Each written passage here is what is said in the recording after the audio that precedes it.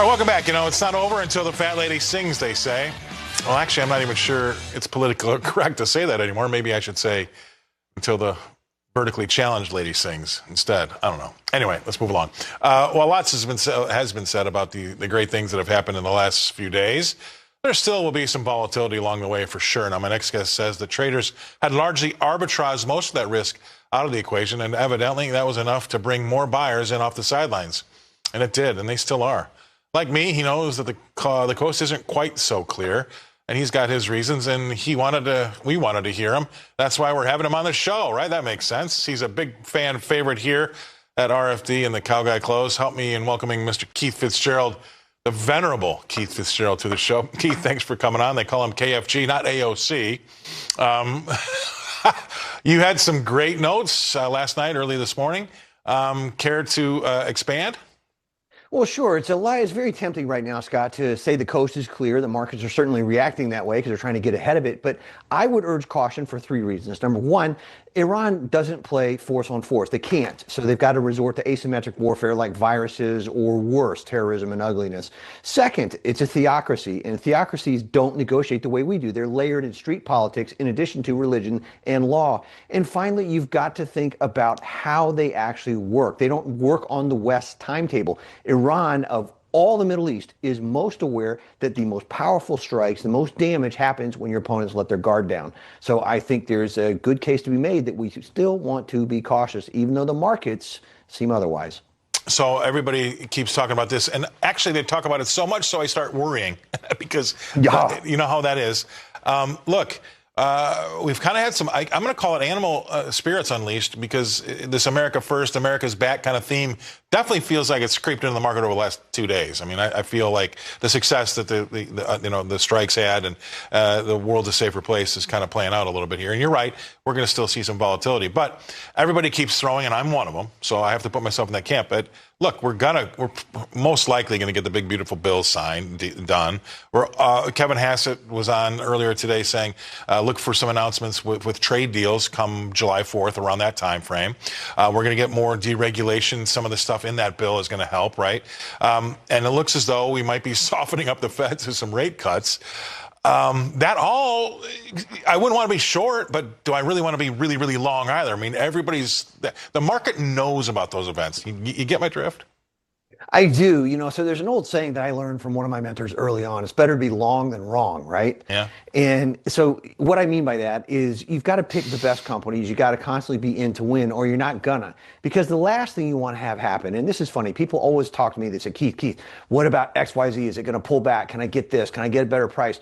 Well, here's the thing. If you're waiting for perfect markets to invest, you're perfectly likely to see everybody else making the money that you shoulda, coulda, or woulda.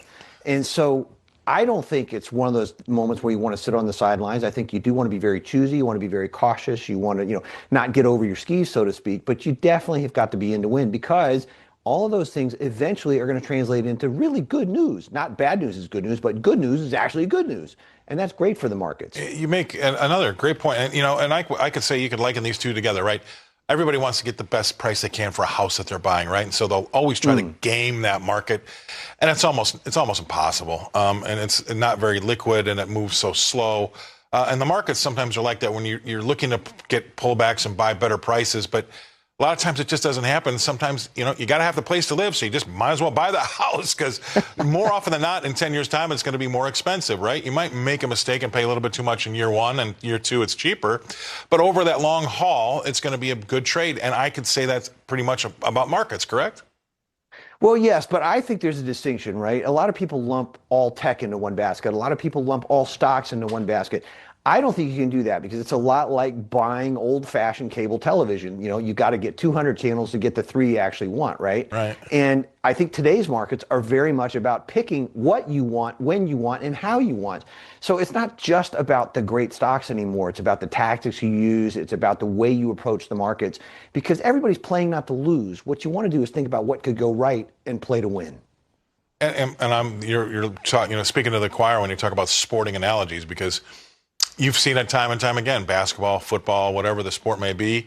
When a team gets ahead and they start playing not to lose, they end up losing. They end up losing. Exactly. That's exactly what happened. So if you're going to be in these games, you got to make sure that you're being aggressive, doing your homework, and getting out in front of some of these companies, or getting on board some of these companies that you think are going to be there for the long haul. And there's some decent ones out there. You've got a few, don't you, that you probably would throw out and we should be looking at? Sure. I think, Palantir has certainly been at the forefront of my mind for a lot of reasons. People think about it as a military company, and there was the whole kerfuffle with the New York Times. But it's about protecting this country. It's about helping medicine. It's about bringing data to use in ways that we haven't had in the past. I think Tesla, for example, this robotaxi phenomenon, people are all focused on the cars. Is it good? Is it bad? Forget about the cars.